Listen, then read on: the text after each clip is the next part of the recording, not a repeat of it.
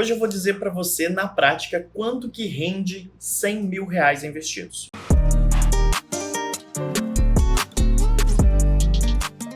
Mas vamos fazer esse cálculo do jeito certo? Antes da gente sair dizendo que é só aplicar em X, Y, Z, vai aqui uma breve explicação sobre por que isso rende e como isso rende na prática. Justamente porque você vai acompanhar comigo na tela, na calculadora Torrent, que existe a magia sim dos juros compostos, existe também a inflação, que é um dragão, e existe os juros reais, que é justamente quanto vai sobrar nesse processo, e a carteira sugerida, que é como você deve aplicar esse dinheiro. Para a gente começar, vamos começar com os juros compostos, aplicando R$ 100.000, que é esse número aqui, a taxa de juros anual de 15% ao ano. Escolhemos essa taxa não aleatoriamente, mas sim porque hoje a gente tem 15% de juros ao ano no Brasil na nossa taxa Selic. E a gente escolheu um período de 5 anos, que é um período relativamente aceitável de fazer qualquer investimento. Resultado é, R$ 100.000 investidos durante 5 anos vão render R$ 101.000 se aplicados nesse contexto. O valor final dessa operação, R$ 200.000. Então a magia que eu estou dizendo dos juros compostos é, você põe R$ 100.000, você espera 5 anos, dão para você mais R$ 100.000. É o dobro do que você acabou de aplicar. Você pode acompanhar que no primeiro ano não rende nada, que é o dia que você aplica. No ano 1 já rendeu R$ 15.000. No segundo, R$ 32.500, 250. No ano 3, R$ 52.000 de juros. No ano 4, R$ 74.000 de juros. E no ano 5, R$ 101.000. Essa é a mágica da calculadora Torrent, mostrando para você como funciona essa parte de aplicar em juros compostos, que é os juros sobre juros. Aqui eu não estou considerando novos aportes, tá? Importante disclaimer. Eu estou explicando para você que se você tiver paciência de esperar 5 anos para mexer nesse capital, sem aplicar novos dinheirinhos, você vai ter o dobro desse capital. Combinado? Vamos para a segunda parte, inflação. Inflação faz com que você perca dinheiro. A taxa de inflação hoje do Brasil é de 4% mais ou menos ao ano. Tá um pouco acima da meta da inflação e o Banco Central está lutando para baixar. Por isso que a Selic está alta. O período mesmo que a gente está pensando é de 5 anos. Vamos calcular o impacto da inflação? Então são R$ 100.000 aplicados durante 5 anos, vão gerar mais ou menos 19% de perda pela inflação. Ou seja, o seu poder de compra vai ser corroído em R$ 19.000. Esse é o número. Vai sobrar, se você não corrigir pela inflação, R$ 80.000 em poder de compra. Volta para mim. Olha a lógica que eu estou te contando. Não estou te falando que vai sumir R$ 20.000 da sua conta. Não é isso que vai acontecer. Eu estou te contando que se você não aplicar esse dinheiro corrigido no mínimo pela inflação, você vai perder R$ 19.000 em poder de compra. Significa que o QID lá de R$ 100.000 na data de hoje, quando for daqui a 5 anos, provavelmente ele vai valer R$ 120.000. E você só vai ter em mãos R$ 100.000. Adivinha? Você perdeu a chance de comprar esse QID por 100, porque agora ele é mais caro, R$ 20.000. Isso é o poder da inflação em 5 anos. Não vai sumir dinheiro da sua conta, mas literalmente ela não vai comprar a mesma coisa que comprava. Trazendo para números menores, a cesta básica, que era R$ 650, vai estar R$ 800, vai estar R$ 900. A Coca-Cola, que era R$ 12 2 litros, vai estar R$ 18 2 litros. Esse é o poder da inflação. Não vai sumir dinheiro da sua conta, mas você não vai conseguir comprar o que você comprar. Voltando para esse contexto, se a gente olhar no ano 1, você não perde nada no ano 0, porque não passou um ano, mas no ano 1 perde ali R$ 5.000 mais ou menos, os seus 100 mil passam a valer 95 mil. No ano 2, os seus 100 mil passam a valer 91. No ano 3, passam a valer 87. No ano 4, 84. E no ano 5, só R$ 80.000. Isso é o que acontece se você não corrigir o seu dinheiro quando aplicado pela inflação. Combinado? Voltando mais um pouquinho para a gente olhar, vamos ver a mágica dos juros reais. O que são juros reais? É uma calculadora, é um cálculo que a gente utiliza para saber qual é a taxa nominal de juros básica da sua economia. Isso varia de país para país. No Brasil, na data de hoje, 15% ao ano. E qual que é a taxa de inflação nesse mesmo mercado, nesse mesmo país? Hoje no Brasil, 4,4%. A gente vai subtrair, utilizando a fórmula de Fischer, que é os 15%, subtraído ali de 4,44%. Isso utilizando essa regrinha aqui matemática, porque eu não posso simplesmente subtrair inflações. E eu vou chegar literalmente a 10,11%. 10% mais ou menos de taxa real. Significa na prática que esse é um ganho real positivo. Para cada R$ 1.000 que eu investir, eu vou ter R$ 101 de retorno real sobre aquele dinheiro. Volta para mim. O que é retorno real? Lembra que eu expliquei agora da inflação, que se você não corrigir, você vai deixar de ganhar esse valor? o retorno real faz com que o seu dinheiro seja corrigido acima da inflação.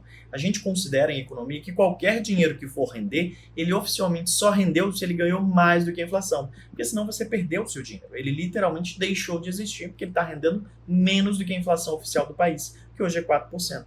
Então, para eu falar para você deixar o seu dinheiro parado na poupança, ele tem que render no mínimo mais do que 4,44% ao ano, que é a taxa de inflação oficial do país. Do contrário, é como se você todo dia pegasse uma beiradinha daquele dinheiro e fosse rasgando, jogando fora, porque você não precisa mais daquele dinheiro.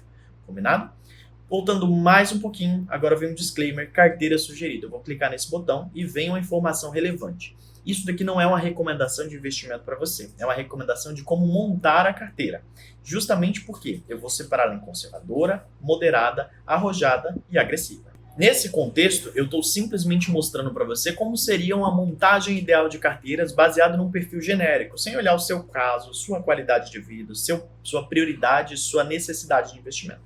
Nesse caso, eu vou clicar primeiro em conservador, e ao clicar em conservador vai aparecer aqui uma leva de sopa de letrinhas. Talvez você conheça, talvez você não conheça. Mas aqui o resumo é, uma carteira conservadora, ela espera receber em rendimentos 0,95% ao mês. Ao semestre, 5,83%. E ao ano, 10 a 12%, considerando a taxa de hoje. Lendo lá em cima no site, Selic é 15%, IPCA 4,4% e poupança em pelo menos 8,35% ao ano hoje, tá bom?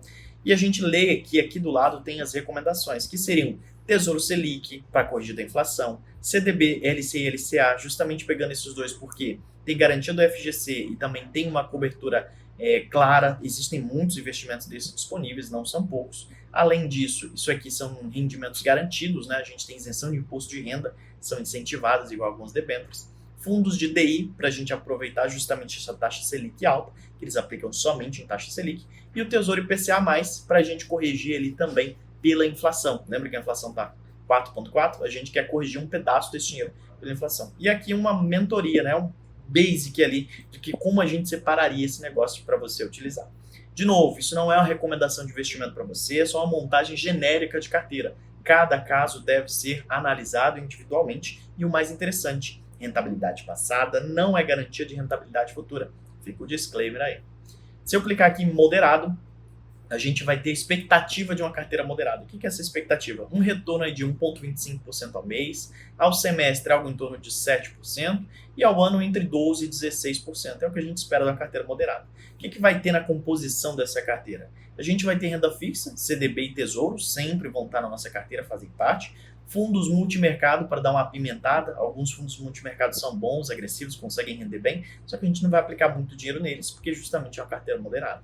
Ações e ETFs, né? Aqui a gente vai pegar ações de crescimento, ações grandes, relevantes, para não ficar aplicando em ações small cap, início de carreira ali. A gente quer pegar, por exemplo, o fundo inteiro, por exemplo, o BOVA11, um ETF bom, e a gente trabalhar sobre isso. E, de novo, não aplicar muito dinheiro sobre esse capital, justamente porque a gente precisa de segurança. Fundos imobiliários, que são fundos DI, fundos de investimento em fundos imobiliários, né? Shopping, lojas, galpões, justamente a gente aplica isso para ter uma renda passiva com dividendos todos os meses e alguma valorização ali. Perceba que disso daqui eu já não tenho mais coisas isentas de imposto de renda. Então eu preciso sempre, quando for aplicar, me preocupar com o imposto de renda retido na fonte e justamente sobre a hora do resgate, tá bom? Essa é uma composição média. E o arrojado, a gente vai entrar aqui em outro contexto, tá? O cara que está buscando arrojado, ele quer pelo menos 1,5%, 1,6% ao mês, ele quer 10% ao semestre e ele quer mais de 20% ao ano. Ele tem disposição ao risco, ele tem ímpeto ao risco e por isso ele busca rentabilidades mais altas. Aqui a gente está falando de aplicar em blue chips, em empresas de crescimento. Vamos pegar as maiores empresas do Ibovespa ali, 30% da carteira. ETF internacional, a gente vai colocar ETF brasileiro e também internacional, mas a gente vai se preocupar em BDR para ganhar em dólar, isso faz diferença. Fundos imobiliários, logística, shopping, galpão, a gente sempre precisa deles para receber um pouquinho ali pingado nos dividendos. Renda fixa estratégica, e aqui a gente passa do nível de falar de LCI e LCA. A gente vai procurar um CRI, um CRA, que dão retornos maiores, debêntures incentivadas de empresas que estão trabalhando com duplicação de rodovias, pedágios, são bem incentivadas também, e um fundo multimercado, mas num contexto mais macro. A gente não vai aplicar mais só Brasil, vamos aplicar um pouco o contexto mundial, até olhando um pouco para a Europa, talvez América, talvez Estados Unidos, mas sempre 10% da carteira, que é o mínimo existencial para a gente trabalhar. Partindo para o outro posto, a gente tem o agressivo, e aí esse cara já nem está nas classificações, que são conservador, moderado e arrojado. Essa é a classificação básica em todos os livros de economia que você for ler de investimento, mas a gente tem o agressivo, que é aquele cara que não está muito preocupado com as nossas classificações, e ele separou um dinheiro específico para isso. Ele separou um dinheiro só para esse momento. Ele tem outros dinheiros que estão no conservador, outro dinheiro está no moderado, outro dinheiro está no arrojado, e ele tem uma gruja, uma rentabilidadezinha ali que ele está querendo colocar no agressivo. Então, no agressivo, esse cara, a gente está falando que ele está querendo mais de 2% ao mês, mais de 16% ao semestre e mais de 35% ao ano. Esse é o objetivo desse cara. Ele quer tirar tudo do mercado ou ganhar tudo do mercado. E aí ele não vai comprar mais grandes empresas, tá? A composição da carteira dele vai ser ações de growth, ações de crescimento, e ele não vai comprar os top lists do Brasil, justamente porque não são eles que vão dar essa rentabilidade aqui esperada. A gente tem que arriscar em outro tipo de ações. BDR e ações americanas, a gente vai se expor ao dólar, vai se expor com certeza ao mercado acionista americano, e você vai escolher empresas consolidadas e confiáveis no zero. Porque aqui não é a grande rentabilidade da carteira, mas sim a dolarização, ganhar com a diversificação do dólar. Criptomoedas e ativos digitais, e aí entra o tal do Bitcoin, aí entra as criptomoedas, entre outros ativos digitais tokenizados, contratos futuros sobre isso, para você poder participar, um percentual da carteira.